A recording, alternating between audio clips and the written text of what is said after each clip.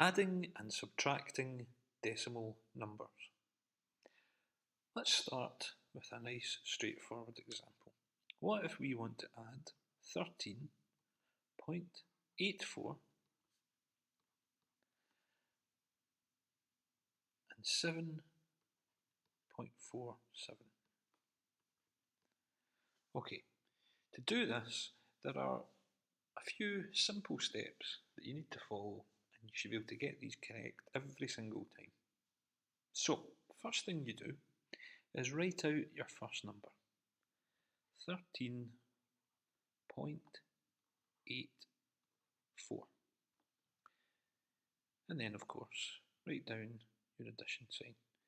Now, the next thing that you want to do is put the decimal point for the next number in place in the line below. And it's always the case the decimal points should line up above and below each other.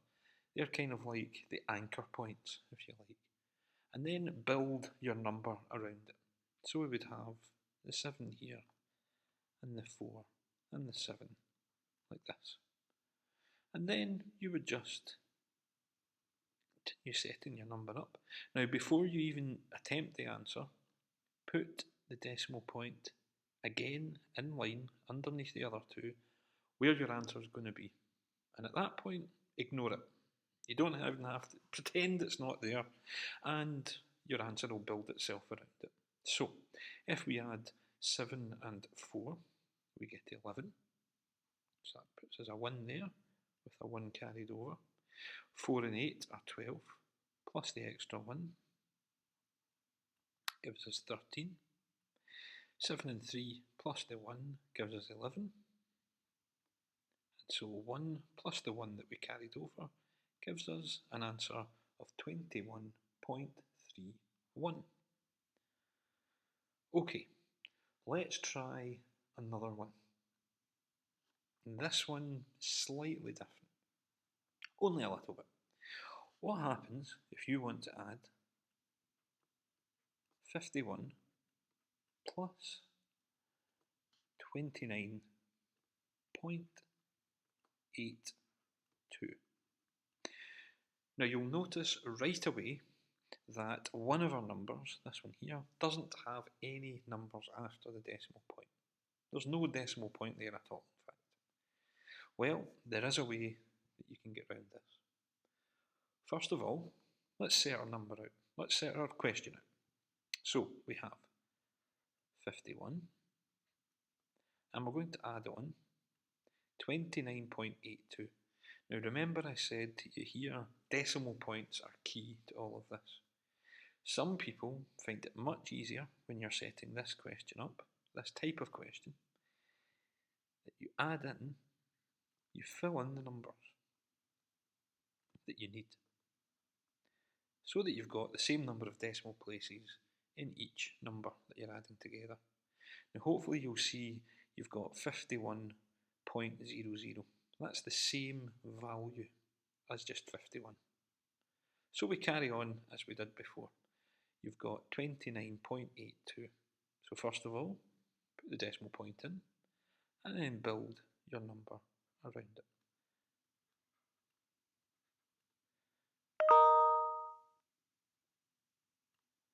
Set it up as before. Decimal point where your answer is going to be, and add together. 2 plus 0 gives you 2. 8 plus 0 gives you 8. 9 plus 1 gives you 10. So that's a 0 with a 1 carried over. 2 and 5 is 7, plus the extra 1 gives you 8. So your answer is 80.82. Let's do a couple of examples where we're taking away one number from the other. We're subtracting one from the other. Let's start with 34.7, take away, or minus 22.84. We set these up just the same as we did previously. Let's start with 34.7.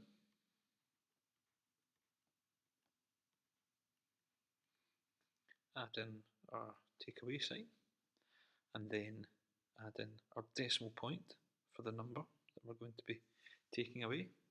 It's 22.84. We just build that number around the decimal point. And again, as in this example here, a lot of people find it much easier to fill in the missing numbers with a 0, like so. Continue to set the question up, and again, as with the addition questions, put your decimal point in line where the answer is going to be. And then you can largely forget about it, and once again, the answer just builds itself around the decimal point. Okay, so 4 take away 0, so obviously we need to borrow 1 from that column. 4 away from 10 gives you 6. 8 away from 6, well, once again, need to borrow a number. 8 away from 16 gives you 8. 2 away from 3 gives you 1. 2 away from 3 gives you 1. There's your answer. 11.86. To be absolutely correct, let's underline all our previous answers. In case you're wondering why you would be told to double underline your answers, it's just to highlight them a little bit more amongst the rest of your work. Okay, one last example before we finish. Let's go for 43.24 minus 29.11.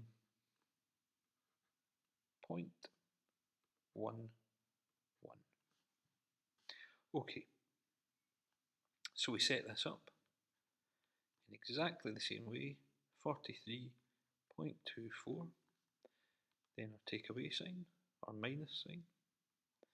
We write in the number we're taking away. Now obviously I didn't put in the decimal point first of all and then build the number around it. You don't have to do that, of course. It's just one technique to help you set up the question correctly. It is, of course, entirely up to you how you do it. I would recommend putting in the decimal point in the first place before you do anything else. So let's put the decimal point in where the answer goes.